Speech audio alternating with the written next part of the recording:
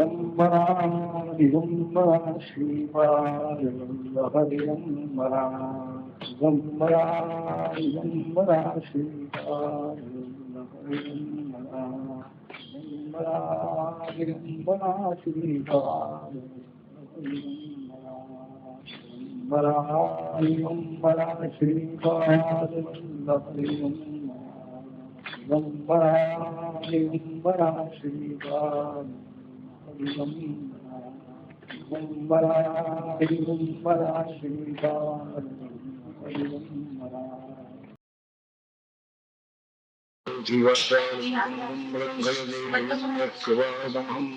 परमानंदमाधवम् आपदामुपहर्तारं दातारं सर्वसम्पदां लोकाभयां श्रीरामं भूयो भूयो नमाम्यहम् यत्र यत्र रघुनाथतीर्थं तत्र तत्र कथमस्तकाञ्जलिं बाष्पवारि परिपूर्णयोषनं मारुतिं नमत रक्षसान्तकम् पुस्तकजपवटहस्ते हृदाभयसिंहचारुबाहुरते कर्पूरामरदेश्वरि चौरया सुमवासं हरे नमः हरे नमः श्रीगणेशाय नमः श्रीभूषणारविन्दाभ्यां नमः श्रीवरदराय उवाच कृत्वा दैत्यवधं कृष्णः यदुभिर्वसः भूवतारयद्भागं जविष्ठं जनयन् करीम्। शुकाचार्य महाराज भगवान श्री कृष्णांचं चरित्र सांगतात. बलराम सर्व यादव यांच्यासह गोपालकृष्णाने दैत्यांचा वध करून भूमीचा भार दूर केलेला आहे. कलीचाही आणि आता आगम होणार आहे, कली येणार आहे. पांडवांना कौरवांच्या आणखी उद्दामपणामुळे कपटामुळे अत्यंत राग आलेला होता. त्यांना निमित्त करू हे भारतीय युद्ध घडवून आणलं भगवंतानी आणि दोन्ही बाजूला असलेलं सर्व सैन्य सर्व राजे यांचाही नाश केला आणि भूमीचा भार या रीतीनेही दूर केला. यादवांच्याकडूनही पुष्कळ युद्ध त्यांनी करीवली आणि भूभार दूर केलेला आहे. पण त्यांच्या मनाचं समाधान अद्यापही झालं नाही. यद यादवं कुलमनुष्यविषयी जेव्हा असते यादवांच्याकडे त्यांची दृष्टी गेली. हे यादवांचं कुळ अद्यापही शिल्लक राहिले म्हणाले. यांचा पराभव हा इतर कोणीही करू शकणार नाही. माझे आहे ते आणि सामर्थ्य संपन्न, तेव्हा यांच्यामध्येच परस्पर कलह निर्माण करावा आणि या कुलाची शांती करून मग आपल्या स्थानाला जावं. ईश्वराचा संकल्प झालेला आहे. विप्रांचा शाप झाला, त्या शापाला निमित्त करून आपल्या कुलाचा उपसंहार भगवंतांनी केले. अनेक लीला लोकोत्तर अशा प्रकारच्या भगवंतांनी केल्या. सर्व ठिकाणी कीर्ती पसरलेली आहे. त्या लीला श्रवणाने अज्ञान अंधकारातून सर्वही आणखी भक्त उधळून जातील हा उद्देश आहे. आणि भगवान आपल्या स्थानाला गेले. परीक्षित राजा विचारतो, महाराज ब्राह्मणांच्या बद्दल अत्यंत आदर बाळगणारे आणखी उदार असे यादव, त्यांना आणि विप्रशाप होण्याचं कारण काय आणि त्यांच्यामध्ये भेद कसा झाला? मोठी एकी संघटना त्यांची प्रसिद्ध हो. शुकाचार्य म्हणतात, राजन बिभ्रत सकल सुंदर संदिवेशम कर्माचरण भुवि सुमंगल माप्त काम आस्थाय धाम रममाण उदार कीर्ती संवर्तुमैच्छत कुलम स्थितकृत्यशेषा. सौंदर्य संपन्न स्वरूप भगवंताचं आहे. नामापेक्षा रूपाच्या ठिकाणी आणखी आसक्ती यामुळे होण्याचा संभव आहे. नामापेक्षा रूपश्रेष्ठ का नामश्रेष्ठ असा एक महात्म्याने विषय मांडलेला आहे. रूप हे नंतर समजणार आहे. साक्षात्कार कृपाळयांचं प्रथम नामाचीच आवश्यकता आहे. असं अत्यंत सुंदर रूप धारण करू सर्व लोकांनाही मार्गदर्शक अशा प्रकारचं कर्म भगवंतांनी केलेलं आहे. दिव्य कर्म आहे भगवंताचं. आणखी कीर्ती सर्वत्र पसरलेली आहे. अशा वेळेला आपल्या कुळाचा उपसंहार करावा अशी इच्छा त्यांना झाली. द्वारकेमध्ये अनेक यज्ञ यागादी कर्म नेहमी चालू असायचे. श्रीकृष्णांच्या द्वाराने आणखी बाकीचे सगळे यादव चालू आहेत कर्म. ऋषी मंडळी त्या निमित्ताने यायची. एकदा यदुराजाच्या वाड्यामध्ये असंच काही पुण्यकर्म निघालं म्हणून सगळे ऋषी आले होते. ते कर्म आटोपल्यानंतर विश्वामित्र, असित, दुर्वास, भृगु, अंगिरा, कश्यप, अत्री, नारद हे मोठे मोठे ऋषी ब्रह्मज्ञानी कर्म समाप्त करून आणि आपल्या आश्रमाला जाण्याकरता निघाले. उपवनामध्ये एका झाडाखाली विश्रांती करता ती मंडळी बसली होती. यादवांची तरुण मुलं यांना त्या दिवशी काय दुर्बुद्धी झाली सांगता येत नाही. सांब जो आहे जांबवतीचा मुलगा, याला त्यांनी लुगडं नेसविलं, स्त्री वेश दिला, गर्भिणी स्त्रीचा वेश दिला. त्याला घेऊन ऋषींच्या समीप गेले, नमस्कार केला आणि प्रार्थना करतायत ऋषी महाराज, ही गर्भिणी स्त्री आहे, प्रसूत होण्याचा काळ आलेला आहे, मुलाची इच्छा आहे, तेव्हा मुलगा होईल की नाही आपण सांगा. राग आला त्या. हे परीक्षा पाहत आहे. रागाने त्यांनी लगेच सांगितलं, जनयश्यति वो मंदाहा कुशलम मुसलम कुलनाशनम. ह्या स्त्रीपासून तुमच्या कुलाचा नाश करणार एक मुसल उत्पन्न होणार आहे. घाबरलेली मुलीच. सांबाचा तो स्त्री वेश काढून पाहिलं तर मोठं एक मुसळ, लोखंडी मुसळ निघाल. काय करायचं आता? आले राजवाड्यामध्ये आले. उग्रसेन राजाला हा सर्व वृत्तांत दाखविला. आणखी ते मुसळही त्याच्याकडे दिलं. श्रीकृष्णांच्यावर काही सांगितलं नाही. त्यांनी ताकीद अगोदर केली. ब्राह्मणांचा अनादर कधीही करू नका असं सांगितलं होतं, त्याच्या विरुद्ध झालंय. ब्राह्मणांचीही अवकृपा आणि भगवंतांचीही अवकृपा आहे. यांची वृत्ती अगोदरच त्यांना समजली होती, म्हणून त्यांचा संहार करण्याचा संकल्प झाला. अमोघ विप्रशाप झालेला आहे. आणि प्रत्यक्ष मुसळही पाहिलं सर्वांनी. द्वारकेतल्या सर्व लोकांना अत्यंत भीती उत्पन्न झाली. उग्रसेन राजाने त्या मुसळाचं अगदी पीठ केलं आणि ते समुद्राच्या पाण्यामध्ये टाकून दिलेलं आहे. एक लोखंडाचा तुकडा राहिला. माशाच्या पोटामध्ये तो तुकडा गेलेला आहे. तो मासा कोळ्यांच्या जाळ्यामध्ये सापडला गेला. त्याच्या आणखी उदरामध्ये निघालेलं जे लोखंड आहे तुकडा, तो एका व्याधाने त्याचा बाणाचा अग्रभाग तयार केलेला आहे. आणि ते केलेलं टाकलेलं चूर्ण हे लाटांनी वाहत वाहत आलेलं आहे. आणखी लहाण्याची बेट तयार झाली.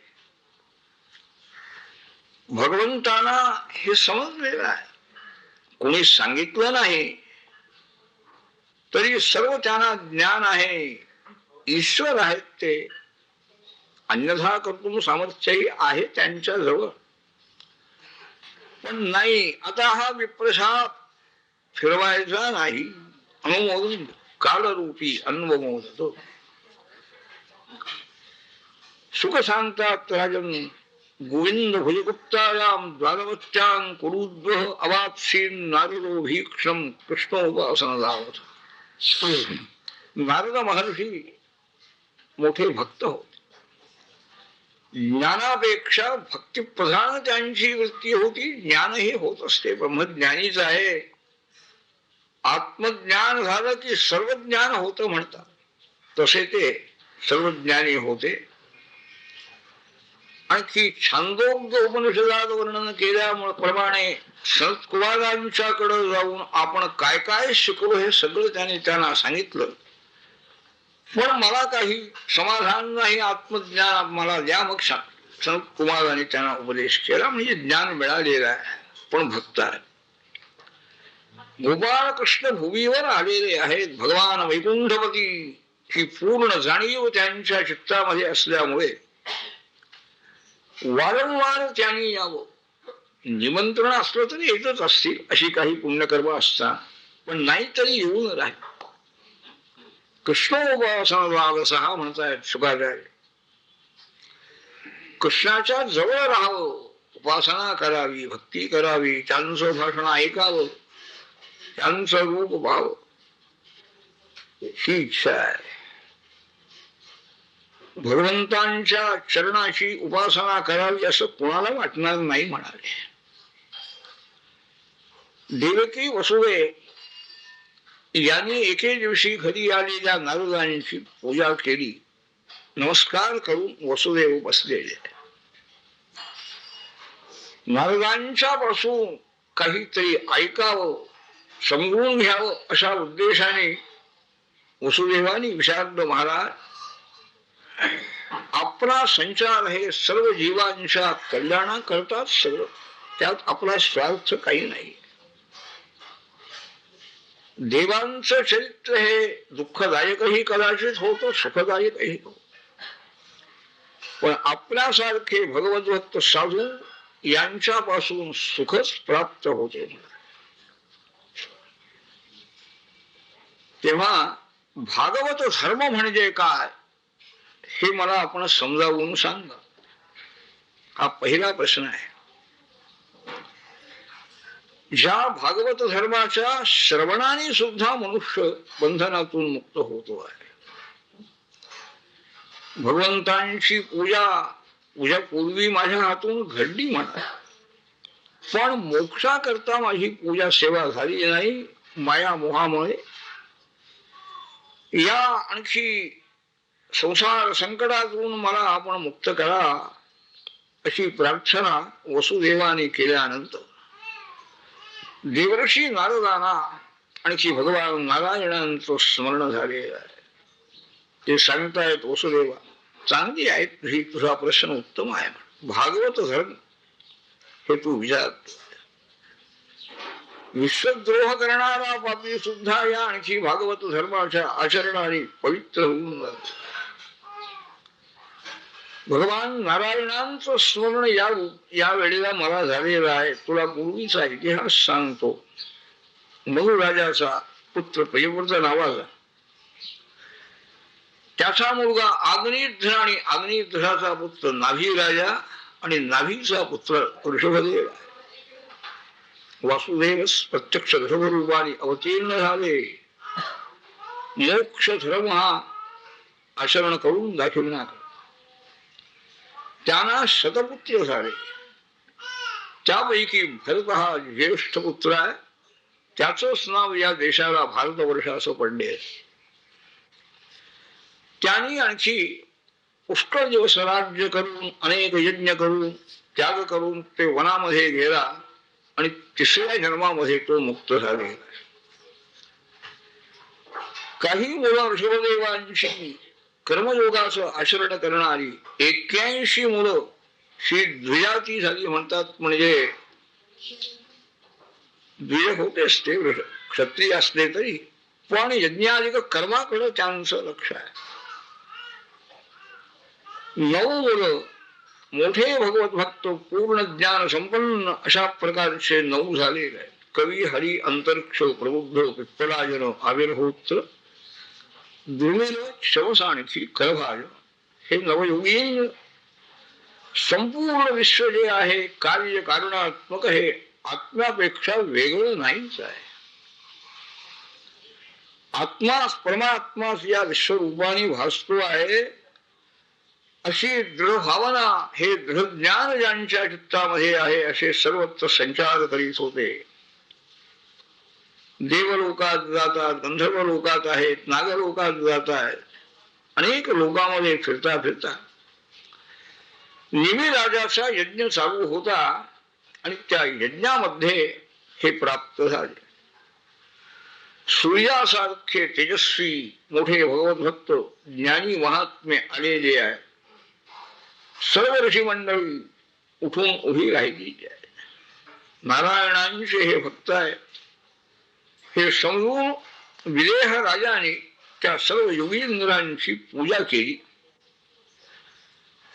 बसलेले आहेत आसनावर आणि विदेह राजाने विचारायला सुरुवात केली, महाराज आपण साक्षात भगवंतांचे सेवक आहात. आपल्यासारखे विष्णुभक्त हे लोकांना पवित्र करण्याकरता सर्वत्र संचार करीत असतात. मनुष्य देह अतिशय अस्थिर आहे, केव्हा पडेल याचा नियम आहे. आणि या देहाची प्राप्ती झाली असताना आपल्यासारख्या भगवत भक्तांचं दर्शन होणं हे तर अतिशय दुर्मिळ.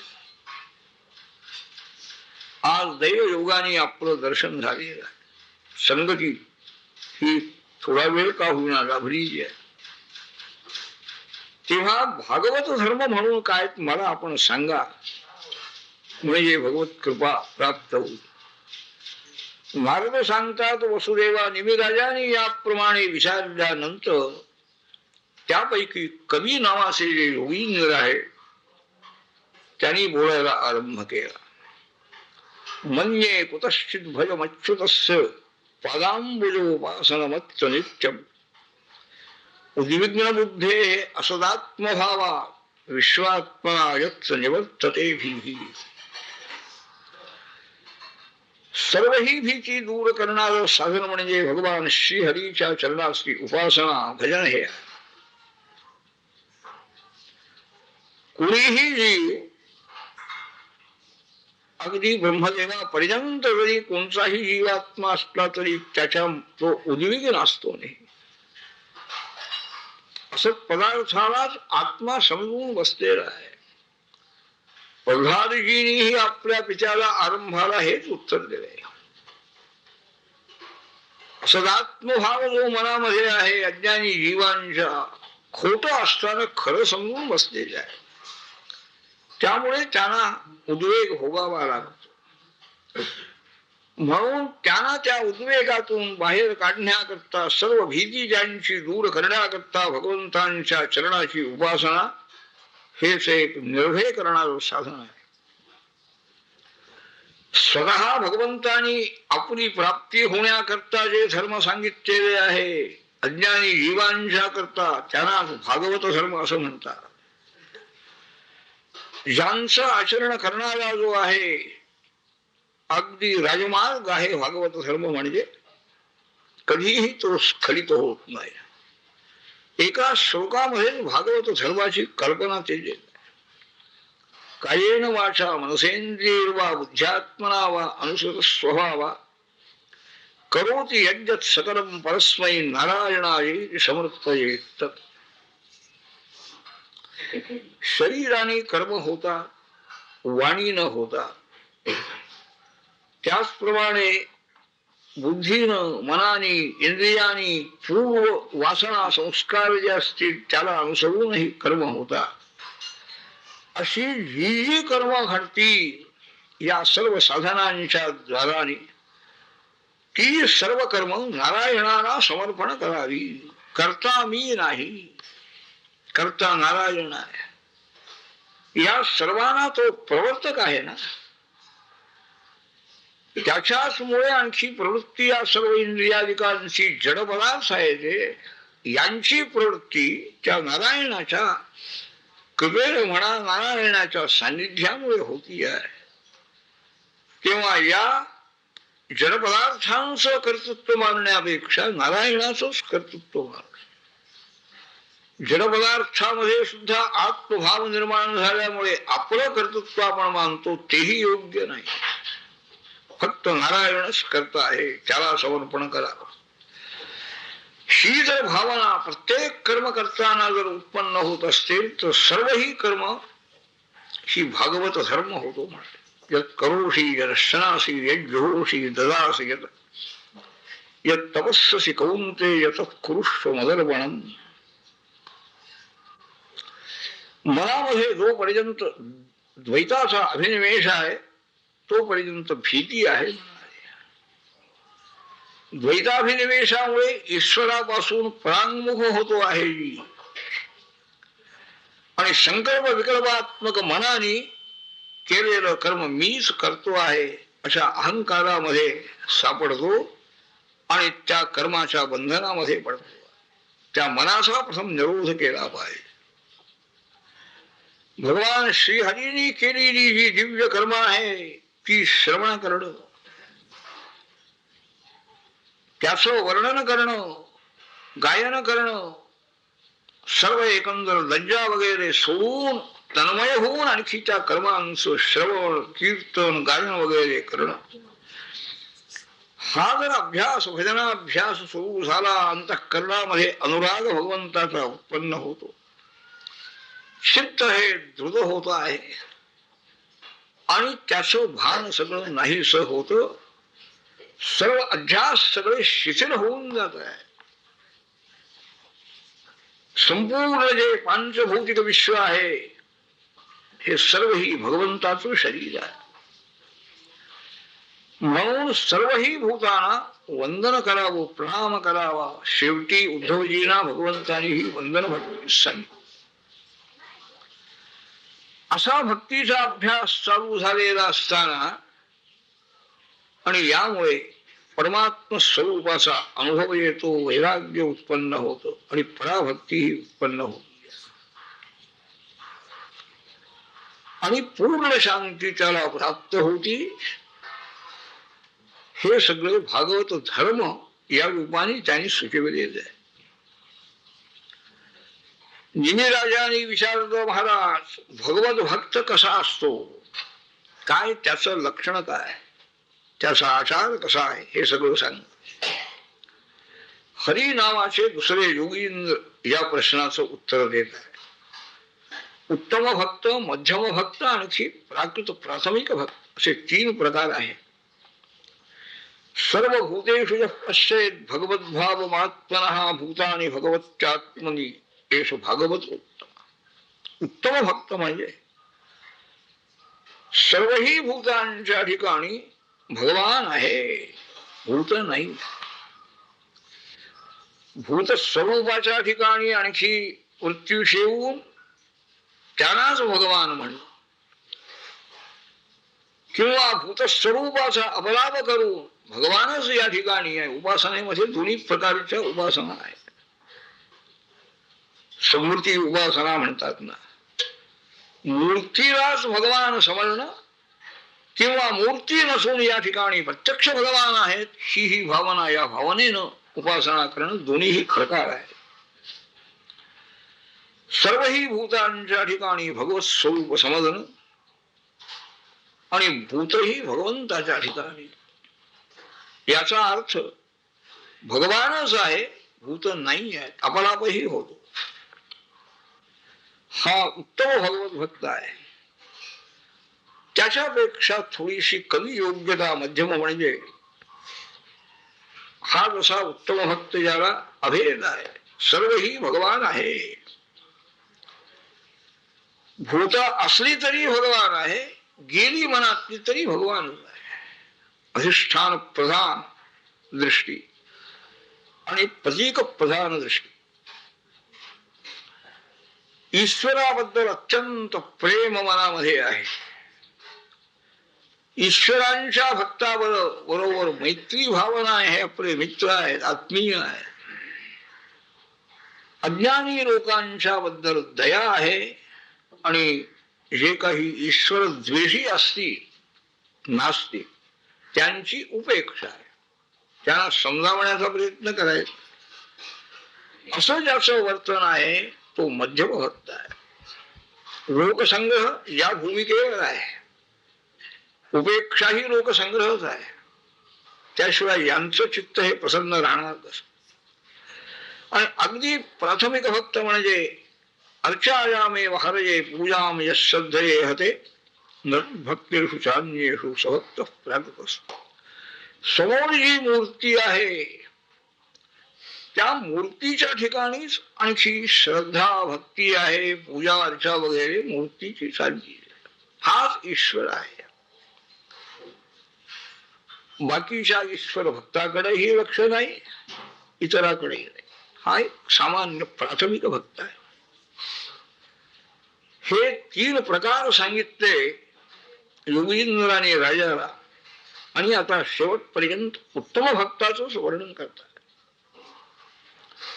सर्वही विषयांचं इंद्रियांनी ग्रहण करणं करत असताना सुद्धा रागद्वेष ज्याला नाही, हर्ष नाही, विषाद नाही, सगळं ही विष्णूंची माया आहे, हा एक भगवतोत्तम आहे. कोणताही मोह ज्याच्या चित्ताला नाही आहे. नकाम कर्म बीजानाम यस्य चेतसी संभवा वासुदेवैकजडी सवयी भागवतो. चित्त भक्त वासुदेवाच्या ठिकाणी स्थिर झालेला आहे. त्यामुळे ज्याच्या चित्तामध्ये काम नाही,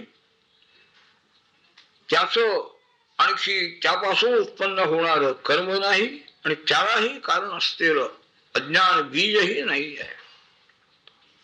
सर्वातून मोकळा असलेला हा उत्तम भक्त. आपण अमुक वर्णाचे, अमुक आश्रमाचे, अमुक जातीचे वगैरे असा अभिमान देहाबद्दल ज्याच्या चित्तामध्ये नाही, तो भगवत प्रिय आहे. त्रिभुवनाचं वैभव जरी मिळायची आणि वेळ आली तरी ज्याच्या अंतःकरणातलं भगवत स्मरण कधीही खंडित होत नाही, असा जो आहे तो श्रेष्ठ भक्त आहे. शेवटी त्या भक्ताचं महत्व सांगताना सांगताय, देवाला जो विसरत नाही, देवाला जो सोडत नाही, तो भक्त आहे. बरोबर आहे. पण त्याचं महत्व सांगताना देव ज्याच्या हृदयातून जाऊ शकत नाही, म्हणजे देवापेक्षाही मोठा झाला. विसर्जते सूर्यम नयस्य साक्षात् हरिहि अवशाभीतो अघौघनाशः राय रशनया सतांगी पद्मसभवती भागवत प्रधानोक्तः.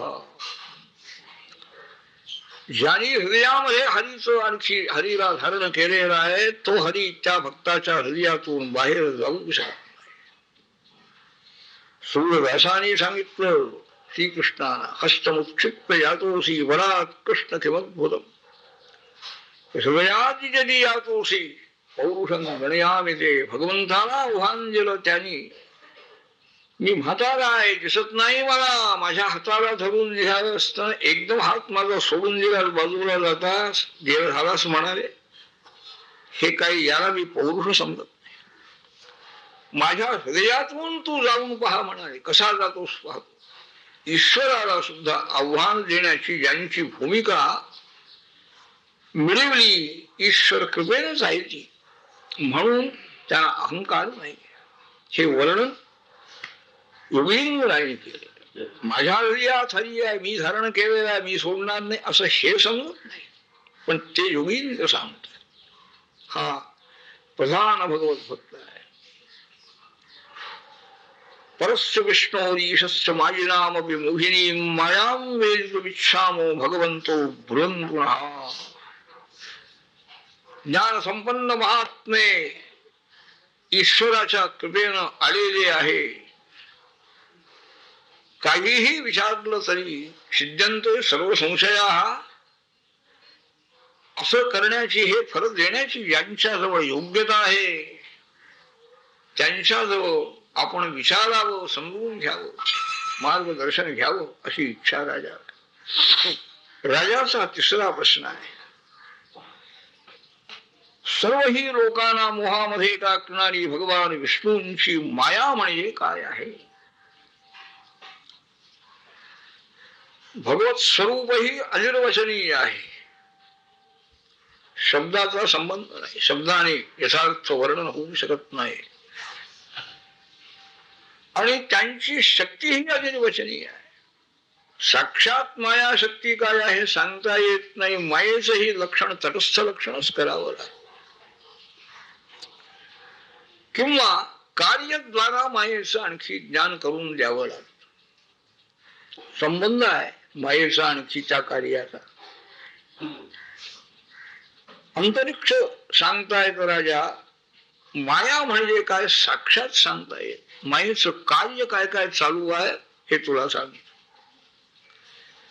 एभिर्भूता आणि भूतात्मा महाभूतैर महाभुजा महाभुज ससर्ज उच्चावशानी आद्या स्वमात्रात्मक प्रसिद्धये.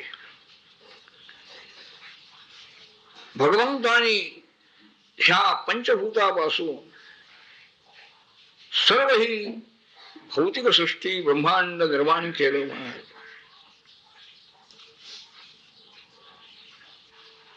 त्या पंचभूतांच्या मध्ये आपणच प्रवेश केला आणखी जीवरूपाने आणि सगळ्या विषयांचं ग्रहणही तो करू लागला. तो जीवरूप झालेला परमात्मा त्या कर्माच्या ठिकाणी आसक्त झाला. कर्म करतो आहे, पुन्हा आणखी देह धारण करतो आहे, पुन्हा कर्म करतो आहे, सनिमित्त कर्म.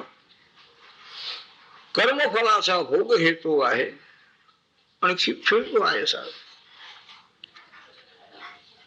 अशा रीतीनं अनेक कर्माचं अनेक जन्म प्राप्त होत आहेत महाप्रलयापर्यंत आणि हे सगळं चालू राहत. अनादिनिधन असा जो काळ आहे तो काळ ह्या सर्व विश्वाला अव्यक्ताकडे न्यायला लागतो. प्रलयाच्या पूर्वी 100 वर्ष अनावृष्टी होती. सूर्याचे किरण अत्यंत तापताय, सगळं त्रैलोक्य तप्त होऊन जात आहे. संकर्षण भगवानांच्या मुखातूनही अग्नी उत्पन्न होतो पाताळापासून, तोही आणखी त्याच्या ज्वालावरती येत आहे आणि संपूर्ण त्यांच्या अग्नीनं सूर्य किरणाने सगळंही हे ब्रह्मांड दग्ध होऊन जात आहे. आणि मग पाऊस पडायला सुरुवात होती. हत्तीच्या सोंगीप्रमाणे झालं आणि हे संपूर्ण विराट स्वरूप जे आहे हे विलीन होऊन जात आहे. अव्यक्तामध्ये त्याचा विलय होतो. भूमी, जल, तेज, वायू, आकाश, महत्तत्व, प्रकृती, परब्रह्म अशा क्रमाने सगळं अव्यक्त होऊन जात आहे. सृष्टी ही अशी होती, पुन्हा अव्यक्त म्हणजे प्रलयही होऊन जातो. हे कार्य आणखी यालाच माया असं म्हणायचं. हे सगळं चालू आहे, थांबत नाही, कधी कोणी थांबवू शकत नाही. पुढचा प्रश्न राजाने केला. यथैताम ऐश्वरीं मायां दुस्तराम अकृतात्मभी तरंती ऐज स्थूरधिया महर्षे इदमुच्चताम. यातून बाजूला होता येतं की नाही म्हणाली जीवाला. सृष्टीत प्रलय सारखं कार्य चालू आहे आणि त्याच्यामध्ये हा जीवात्मा सापडलेला आहे. आपण ईश्वर आहे असं त्याला भानही नाही. संसारी आहे, करता भोगता मी आहे अशा समृद्धीनं आणखी सृष्टी प्रलय सारखे चालले. प्रलयाच्या वेळेला सुद्धा याचा प्रलय नाही आहे. फक्त सूक्ष्म रूपाने हा राहिलेला आहे. संस्कार रूपाने पुन्हा सृष्टीच्या वेळेला पुन्हा सगळे जीवात्मे व्यक्त होत आहे. प्रबुद्ध सांगतात राजा, सर्व ही जीव कर्म करण्याकडे त्यांची प्रवृत्ती आहे म्हणाले. दुःख आपली जावी आणि सुख प्राप्त व्हावे. सर्वांचं कर्म चाललंय, प्रयत्न चाललेला आहे, परंतु विवेक ज्याच्या मनामध्ये उद्याला आलेला आहे त्यांनी इकडे लक्ष द्यावं. कर्माचं फळ इच्छेप्रमाणे मिळवू शकतात काही सगळे जीव. एखाद्या जीवाला असा विवेक उत्पन्न होतो तो विचार करायला लागतो. तर फलविपर्यय आहे. दुःखनाश आणि सुखप्राप्ती हे फल पाहिजे, पण उलट घडतो. दुःखाचीच प्राप्ती होती आणि सुखच नाहीस होत. हे कर्माचं आणखी फल जे आहे, कर्म परिभाग हा असा दिसतो जास्तीत जास्त. आणि त्यामुळे कर्म हे सुखाचं दुःख, दुःख नाशाचं साधन आहे. हा कार्यकारण भाव व्यभिचारी ठरतो. कार्यकारण भाव आहे असं समजून प्रवृत्ती होती ना, हा विवेक उत्पन्न झाल्याबरोबर कार्यकारण भाव नाही आहे. शिवाय त्या विवेकाला पोषक पुष्ट आणखी इतरही विवेक आहे. द्रव्याच्या योगाने नित्य आर्तिदेन वित्तेन नेहमी क्लेश आहे. गृह आहे, अपत्य आहे, आप्त आहेत, पशु वगैरे आहेत, क्षेत्र आहे, सगळं हे जरी आपण मिळवलं प्रयत्नाने का प्रीती साधित क्षरही म्हणतात. हे क्षण आहे, स्थिर टिकणारं काहीच नाही ना. तेव्हा हे मिळवून काय समाधान सुख काय मिळणार आहे, हे इहलोकातलं. याचप्रमाणे कर्माने प्राप्त करून घेतलेले जे स्वर्गाधिक लोक आहे तोही नश्वर आहे. शेवटपर्यंत ते सुख मिळत नाही. त्या ठिकाणी सुद्धा आपल्या बरोबरीचे, आपल्यापेक्षा अधिक सुख भोगणारे आणि शेवटी नष्ट होणारे हे सगळे दोष त्या ठिकाणी आहेत. हे सगळं हा विवेक मनामध्ये उत्पन्न झाल्यानंतर जिज्ञासू होऊन आपलं खरं कल्याण कसं प्राप्त होईल ते प्राप्त करून घेण्याकरता सद्गुरूंना त्याने शरण जावं. शाब्दे परेच निष्णातम असे गुरु भेटणं फार कठीण आहे. आणि त्यांच्याजवळ राहून भागवत धर्मांचं शिक्षण घ्यावं. सर्वतो मनसो संगम ते सांगतायत. कोणच्या याचं शिक्षण घ्या. अगोदर असंग मन करण्याचा प्रयत्न करा. त्याकरता साधूंचा संग ठेवा. आपल्यापेक्षा कमी असलेले अज्ञानी त्यांच्याबद्दल दया, बरोबरीचे असतील त्यांच्याशी मैत्री, आणि श्रेष्ठ जे असतील त्यांच्या समोर विनय, ह्याचाही अभ्यास करा. पावित्र्य पाहिजे. काया वाचा मन ह्या तिघांचीही पवित्रता शुचिता पाहिजे आहे. स्वच्छता निराळी आणि शुचिता निराळी आहे. तितिक्षा पाहिजे. इंद्रियांचा निग्रह पाहिजे. मंत्र जप पाहिजे. अहिंसा ह्याचाही अभ्यास पाहिजे. सर्वत्र आणखी परमात्म भावनेचाही अभ्यास झाला पाहिजे. संतोष वृत्तीचा अभ्यास झाला पाहिजे. मन वाणी वगैरे यांचा निग्रह केला गेला पाहिजे. भगवंताच्या गुणांचं श्रवण, कीर्तन, ध्यान हे सगळं घडलं पाहिजे. जे जे काही आपल्याकडून कर्म होईल, धर्मकार्य पुण्यकर्म होईल, किंवा आपली ममता ज्या ज्या ठिकाणी आहे, स्त्री आहे, पुत्र आहे, घरदार आहे, सगळे इंद्रिय वगैरे आहेत, सगळे हे सगळेही परस्मै निवेदनम, हे सर्वही ईश्वराचं आहे हे निवेदन कर. भगवत भक्त जे असतील त्यांची सेवा करावी यथाशक्ती. परस्पर एकमेकांनी आणि भगवंताच्या लीला वर्णन कराव्या आणि तो आनंद प्राप्त करून घ्यावा. असा अभ्यास करणारे जे आहे त्यांच्या अंतःकरणामध्ये आणखी भक्ती उत्पन्न होती, प्रेम निर्माण हो. आणि त्या भक्तीचे जे काही भावी सात्विक भाव आहेत, कार्यावरून समजली गेली, रोमांच अंगावर उत्पन्न होत आहे, नेत्रातून अश्रुधारा वाहू लागत आहे, देहभान नाहीस होत आहे आणि पूर्ण शांती त्यांच्या चित्ताला प्राप्त होते. असा अभ्यास करणारा आणि त्यामुळे भक्ती ज्यांना उत्पन्न झालेली आहे खरी, तो जीव नारायण परो मायाम ऐजस्तरती दुस्सराम ही सृष्टी प्रलयात्मक कार्य करणारी माया, यातून तो भगवत भक्त तरुण जातो. त्याला जन्म नाही, त्याला मृत्यू नाही, काही नाही, सुख नाही, दुःख नाही. निमी राजा विचारतोय, महाराज नारायण म्हणजे कोण आहे? परब्रह्म परमात्मा ज्याला म्हणतात त्याचं स्वरूप मला समजावून सांगा. पित्तराजल ऋषी सांगत आहे, स्थित्युद्भव प्रलय हेतु रहेतुरस्य यत् जागर सुषुप्तिषु सद्बहिष्य देहेंद्रियासु हृदयानि चरन्ति येन संजीवितानि तदवीहि परं नरेंद्र. विश्वाची उत्पत्ती, स्थिती आणि प्रलय याला जो कारण आहे त्याला कोणी कारण नाही, तो नित्य आहे. त्याचप्रमाणे जागृती, स्वप्न आणि सुषुप्ती या अवस्थामध्येही आहे, अवस्था नसतानाही आहे, म्हणजे समाधी अवस्थेमध्ये. देह, इंद्रिय, प्राण, मन वगैरे ही ज्यानी संजीवित हो आणखी कार्य प्रवण होत आहे तेच परब्रह्म आहे, नारायण त्यालाच म्हणतात.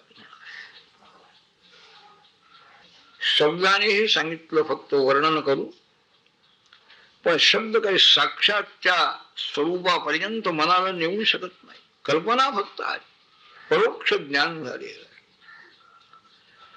मनाने तरी ध्यान केल्यानंतर होईल की नाही, नैतन मनो विशती वाक् उत चक्षुरात्मा प्राणेंद्रियाणि यथा नर मरुचस्व. मन या परमात्म स्वरूपामध्ये जाऊ शकत नाही म्हणाले. वाणी ही असमर्थ आहे, चक्षुरादी इंद्रिय सर्व ही असमर्थ आहे.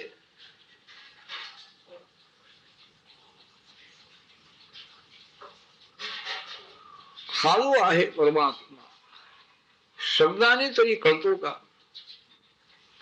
तो सुद्धा आत्मप्रमाण जो आहे शब्द,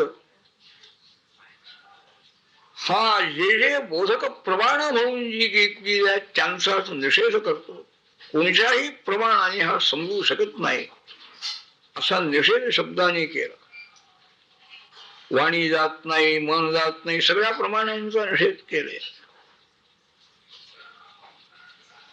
आणि साक्षात न सांगताना निषेध रूपाने आणखी त्या परमात्मा स्वरूपापर्यंत आणि हा शब्द नेऊ शकतो. अध्यारोप अपवाद यातही निषेध आहेच आहे. मनन भूमिकेमध्ये अध्यारोप आहे, अपवादही आहे. यातही सर्व प्रमाणांचा निषेध करू आणि शेवटी आत्मतत्वाचा बोध मनाने विचार केला असतानाही होत आहे, पण या रूपाने साक्षात नाही. त्रिगुणात्मक जे आहे अव्यक्त स्वरूप, तेच महत्त्व झालो, तेच अहंकार रूप झालेलं आहे आणि तेच पुढं जीव झालं. अध्यासाने आत्माध्यास झाल्यामुळे त्याला जीव म्हणत आहे. हा जो आत्मा आहे याला उत्पत्ती नाही, नाश नाही, वृद्धी नाही, क्षय नाही, कोणताही विकार नाही. सर्व ठिकाणी केवळ उपलब्धी मात्र प्रकाश रूप आहे परमात्मा, ज्ञान स्वरूप आहे. बाकी सर्व ही मनाचे विकल्प आहे. यदिहि अब्जनाभ चरणैषणयोर् भक्त्या चेतो मलानि विसृजेत् विषमे गुणकर्मजानि तस्मिन् विशुद्ध उपलभ्यत आत्मतत्त्वं साक्षात् यथा मरदशो सवितृप्रकाशः. मनही जाणार नाही, इंद्रिय जाणार नाही, शब्दही जाणार नाही, कोणतंही प्रमाण जाऊ शकत नाही. मग समजायचं कसं? ज्ञान कसं व्हायचं? ज्या मनाने तरी ज्ञान झालं पाहिजे किंवा शब्दाने तरी झालं पाहिजे. दोन्हीही पक्ष संभवत नाहीये. त्याकरता एक मुख्य कारण सांगतात. बुद्धीनं समजू शकतो ते आत्मतत्व, अंतःकरणाने कळू शकतो, पण त्याच्याकरता भगवंतांच्या चरणाची तीव्र भक्ती घडली पाहिजे. अनन्य भक्ती म्हणजे विरक्ती पाहिजे, त्याशिवाय अनन्य नाही. आणि त्या भक्तीच्या योगाने अंतःकरणामध्ये असलेले सगळे मन हे दग्ध होऊन जात आहे. सवासन कर्मांचा आणखी नाश होतो. आणि असं शुद्ध अंतःकरण ज्या वेळेला होईल त्या ठिकाणी आणखी आत्मतत्व हे प्रकाशित होत आहे. असलेलंच आत्म. डोळ्यावर काही आणखी पडदा आलेला आहे, काहीही दिसत नाही. सूर्यप्रकाशही दिसत नाही ना. या सूर्यप्रकाशाच्या सहाय्याने नेत्र हे बाकीच्या सर्व पदार्थांना पाहू शकतात. तो सूर्यप्रकाशच आणखी याला दिसेनासा झाला. आपली ही शक्ती कमी झाली नेत्राची, आणि सहकारी सूर्यप्रकाश त्याचंही अदर्शन झालं. परंतु तीच दृष्टी जर शुद्ध झाली, आवरण जर दूर झालं, तर असलेला सूर्यप्रकाश नाहीसा झाला नाही आहे. याच्या नेत्रात त्या शक्तीवर आवरण झालेलं आहे. सूर्यप्रकाश नाही म्हणून काय उपयोग, पण ते आवरण दूर झाल्याबरोबर सूर्यप्रकाश त्याला दिसतो. तसं परमात्मा आहेच आहे, केव्हाही आहे.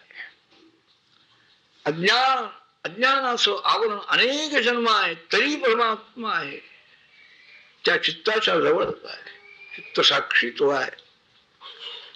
पण आवृत झाल्यामुळे परमात्मा आवृत नाही.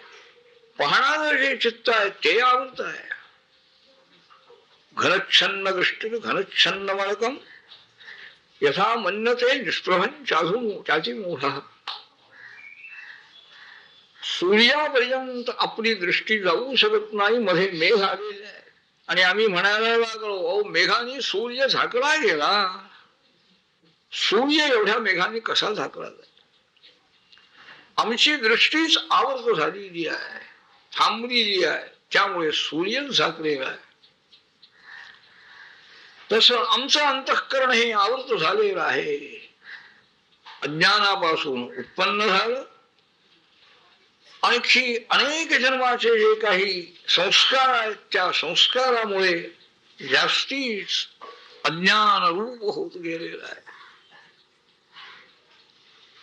त्याकरता भगवत भक्तीच्या योगाने ते शुद्ध होतं म्हणे. सगळे मन जळून जातात आणि त्याच्यामध्ये असलेल्या परमात्मा रूपाचा प्रकाश होतो आणि त्यामुळे सर्व एकंदर मायाशक्तीचाही तिरोभाव होतो. तरी आपल्या निमिराजा विचारतोय, कर्मयोगम वदन पुरुषो येन संस्कृत विधूयेहाशु कर्माणि नैष्कर्म्यम विंदते परत. आतापर्यंत या योगींद्राने भक्तीचं महत्व दाखवलेलं आहे. भागवत धर्म म्हणजेच भक्तीच आहे म्हणाले. ती ईश्वर भक्ती अंतःकरणामध्ये उत्पन्न झालेली आहे की त्यामुळे ईश्वराची शक्ती काय आहे ती लक्षात आलेली आहे. त्यामुळे स्वतःच कर्तृत्व विसरून गेला. कोणालाही कर्तृत्व नाही, कोणालाही क्रियाही नाही आहे.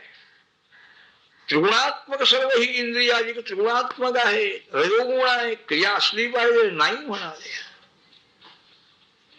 त्याच्या प्रेरणेमुळे त्याच्या सान्निध्यामुळे क्रिया होती आहे. म्हणजे त्रिगुण असून सुद्धा ते कार्यकारी होऊ शकत नाहीत हे त्यांनी सांगितलं. विलक्षण आहे. आपोआप कार्य होत आहे असा एक सिद्धांत तो थांबविलेला आहे भक्तिमार्गामध्ये. क्रिया होई पण याच्या सान्निध्यामुळे होईल. तर ही भक्तीची महती सांगितली आतापर्यंत. भागवत धर्मामध्ये सुद्धा भगवत भक्तीच्या योगाने त्या सगळ्या धर्मांचं साधनांचं अनुष्ठान होईल. ती भक्ती अधिकाधिक आणखी वाढत जाईल आणि सर्व ही अध्यास सगळे शिथिल होत गेल्यामुळे आत्मप्रकाश होतो. राजाने आता कर्मयोग म्हणजे काय सांगा म्हणतो. कारण ती भक्ती सुद्धा ऐकायला सोपी आहे पण कठीण आहे. अंतःकरणामध्ये भक्ती उत्पन्न झालेली असताना आत्मप्रकाश होतो असं सांगताय योगेंद्र. आत्मरूप प्रकाशित करणारी भक्ती म्हणजे केवढी मोठी भूमिका आहे. तसे संस्कार चित्ताला झाले पाहिजेत, त्याकरता कर्म झाली पाहिजे. आपलं हे बरं आहे, आपला अधिकार इथंच आहे. कर्मयोग सांगा, त्यामुळे संस्कृत झालेला दोष निवृत्ती त्याची होईल आणि आत्मज्ञान त्याला प्राप्त होईल. बरोबर. हा प्रश्न पूर्वी ऋषींना मी विचारला, त्यांनी काही मला उत्तर दिलं नाही. अविरहोत सांगताय कर्म अकर्म विकर्मेती वेदवाद न लौकिक. वेदस्थचे ईश्वरात्मत्वात तत्र मुह्यंती सूरय. फक्त वेदानीच हे सांगितले आहे कर्म कशाला म्हणायचं, विकर्म कशाला म्हणायचं, अकर्म कशाला म्हणायचं, हे लौकिक बुद्धीने करून येणार नाही. ईश्वर रूप वेद आहे. ज्याच्या अर्थज्ञानाबद्दल मोठे मोठे आणखी अभ्यास करणारे ज्ञान संपन्न महर्षी मोहामध्ये पडत आहेत. म्हणून अनेक आणखी मार्ग निघाले दाखविले गेले. सांख्य मार्ग आहे, योग मार्ग आहे, कर्म मार्ग आहे, अनेक मार्ग. त्याचं प्रतिपादन त्याच्या ऋषींनी केले. मग हे सांगतायत अधिकार परत ते सांगितलेले आहेत, पण ते ज्ञानी आहे. अविरहोक्त सांगतायत तत्र मुह्यंती सूरय, त्यांनाच मोह झालेला आहे. वेदाचा खरा अर्थ सांगण्याला ते असमर्थ आहे. ईश्वराची इच्छा असेल, काही कारण संशोधन करणं हे वेगळं आहे. वेद हा आणखी परोक्ष रूपाने सांगणार आहे, प्रत्यक्ष काही सांग सूचक आहे. अज्ञानी जीवाना मार्गदर्शक आहे. कर्म करावी म्हणून वेदाने सांगितलं म्हणजे ईश्वरानेच सांगितलंय कर्म केली पाहिजे. ह्याचा अभिप्राय काय? अज्ञान्यांच्या करता आहे म्हणाले. कर्म मोक्षाय कर्म आणि विधत्तेही अगदान्यथा. कर्मातून मुक्त होण्याकरताच कर्म सांग. कर्म करायची आणि कर्मातून मुक्त व्हायचं म्हणजे फल हे विरुद्ध दिसत आहे, पण नाही आहे. ते विरुद्ध नाही, विरुद्ध दिसणारे फल कर्मामुळे मिळतं म्हणाले. आणि वेदोक्त कर्माचा ज्याने त्याग केलेला आहे ते विकर्म झालं, अधर्म झालेला आहे तो. त्यामुळे त्याला जन्म मृत्यू मध्ये अखंड पडावं लागतं. निर्भिमान होऊ ईश्वरार्पण बुद्धीनं आणि वेदोक्त कर्म श्रद्धेनं करणारा जो आहे त्याला नैष्कर्म सिद्धी ज्ञान सिद्धी प्राप्त होती. फल सांगितलेली आहे. स्वर्ग कामहा यजेतो, इंद्रिय कामहा, पारमेष्ठ कामहा, पुत्र कामहा वगैरे फलावली असली की रोचनार्था फलश्रुती. प्रवृत्ती व्हावी, आवड निर्माण व्हावी कर्माबद्दल, म्हणून ती फलश्रुती ही वेदाने सांगितलेली आहे. ते प्राधान्य नाही आहे. म्हणून फलबोधक अशा प्रकारची वाक्य जशी आहे त्याप्रमाणे आत्मज्ञानरूपी फल सांगणारही आणखी सर्व कर्मांचं फल आत्मज्ञान आहे हेही सांगणारी वाक्य. तमेतं वेदानुवचनेन ब्राह्मणा विविदिशन्ति यज्ञेन दानेन तपसा अनाशकेन. गुणप्रसक्त न्याय म्हणतात त्याला. दध्ना जुहोती, दध्नेंद्रिय कामस्य जुहुया. स्वतंत्र ही विनियोग सांगितलेला आहे दहीचा. अग्निहोत्र होमाचं अंगभूतही दही आहे आणि स्वतंत्र इंद्रिय फलजनकही दही आहे. तसं स्वर्गाधिक फलजनकही यज्ञादी कर्म आहे, त्याचप्रमाणे आत्मज्ञान जनकही आहे हे स्वतंत्रही वेदाने सांगितलेलं आहे. आणि तशी ज्याला तीव्र इच्छा झाली त्याला मात्र रोचनार्था फलश्रुती हे पटत आहे, कारण त्याची फलाकडे इच्छाच नाही आहे.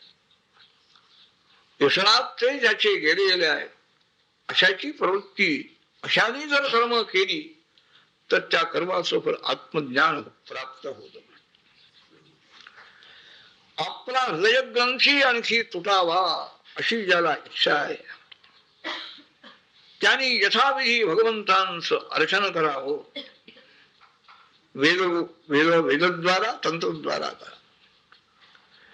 आचार्यांच्या पासून आणखी सर्व मार्गदर्शन मिळवू भगवंताची पूजा करावी. आपल्याला जी इष्टमूर्ती असेल त्या ठिकाणी पूजा करावी.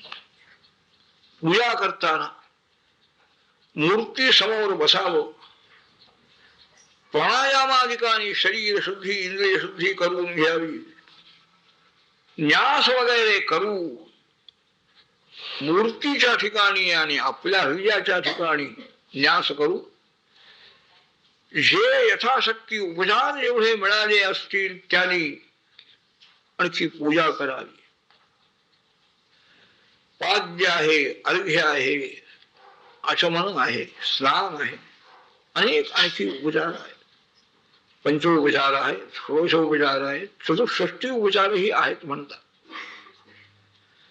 वस्त्र, अलंकार, गंध, पुष्प, धूप, दीप, नैवेद्य हे सगळेही आणखी भगवंताला मूर्तीच्या ठिकाणी भावना करून अर्पण करावे.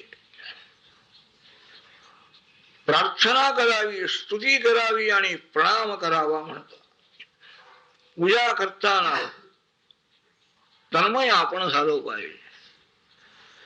म्हणजे अर्चन भक्तीच्या वेळेला सुद्धा हा ग्रंथी कमी झालेला असला पाहिजे. त्याशिवाय खरं अर्चन होणार. पूर्ण ग्रंथी भेद होणं हे पुढचं आहे काय. आत्मान तन्मयन ध्यान मूर्तीम संपूजयेत धरीही कदाचित जरी आणखी अहंकार ग्रंथीचा तिरोभाव झाला तर ते अर्चन चांगलं. पूर्ण तिरोभाव नाही. याचप्रमाणे अग्नीमध्ये, सूर्यमंडलामध्ये, जलामध्ये, अतिथीच्या ठिकाणी किंवा मनामध्ये भगवंताचं अर्चन करणारा जो आहे अशिरान मुच्छते सहा तो मुक्त हो.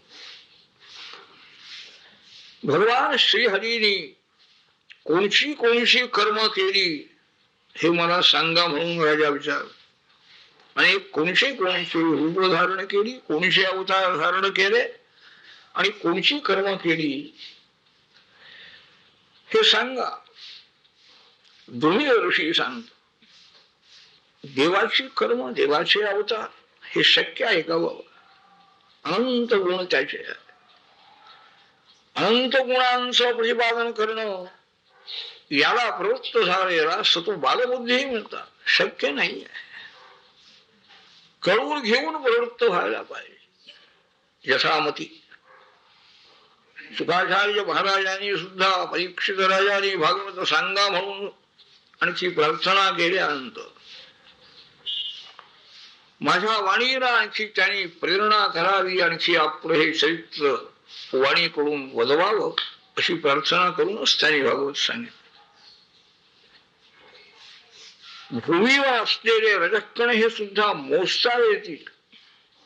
कोणाला मोजायची इच्छा झाली म्हणा, काही जिज्ञासा कोणची होईल काही सांगता येईल. सध्या प्रसिद्धी पुष्कळ आहे. कर्म उत्तम करतात. सर्व वेद आणखी विकृती लिहिलेल्या आहे. कर्मयोगाने प्रसिद्ध आहे. ते छापायचं कसं राहावं चांगल्या उद्देशाने लिहिली. भूतैरी जगा पंचविरात्मसृष्टै पुरं विराजं विरचय्य तस्मिन् स्वांशेन विष्टः पुरुषाभिधानम् अवाप नारायण आदिदेवः. पंचभूतांच्या द्वाराने हे संपूर्ण विराट स्वरूप त्याने प्रगट केलं आणि त्याच्यामध्ये प्रवेश केला भगवंताने. तो पुरुष पुरीश येते. त्या नारायणालाच पुरुष हे नाव उत्पन्न झालं. त्यालाच विराट वैश्वानर हे म्हणतात. संपूर्ण त्रिभुवन हे ज्याचं शरीर आहे, ज्याची इंद्रिय म्हणजे सर्वांची इंद्रिय, ज्ञानेंद्रिय कर्मेंद्रिय ही त्याचीच इंद्रिय आहे.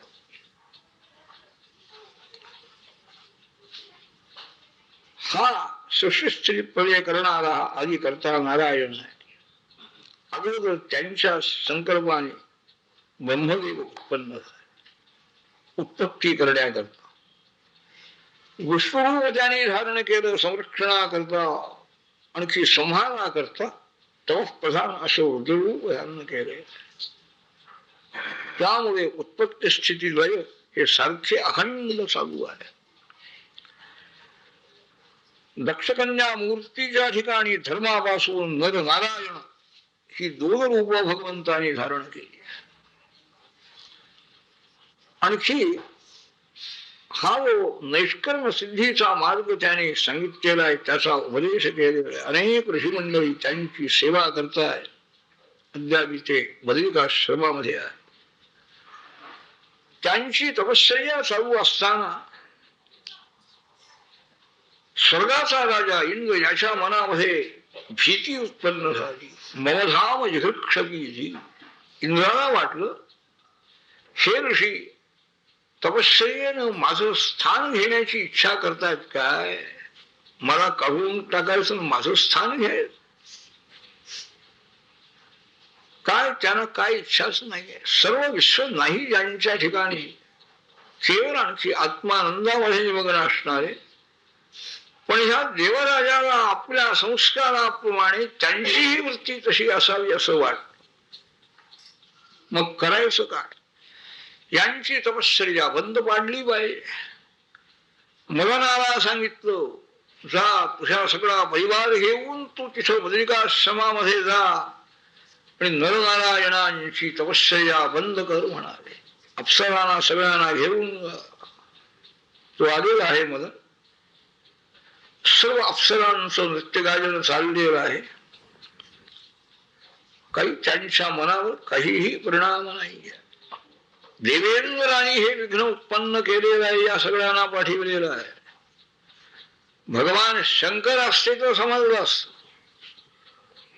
लगेच स्थितीचे नेत्र उघडून त्याला जाळून टाकलं, बाकीचे त्याचा परिवार राहतोय कशा. इथं ते नाही. प्राह प्रहस्य गतविस्मय यजमाना.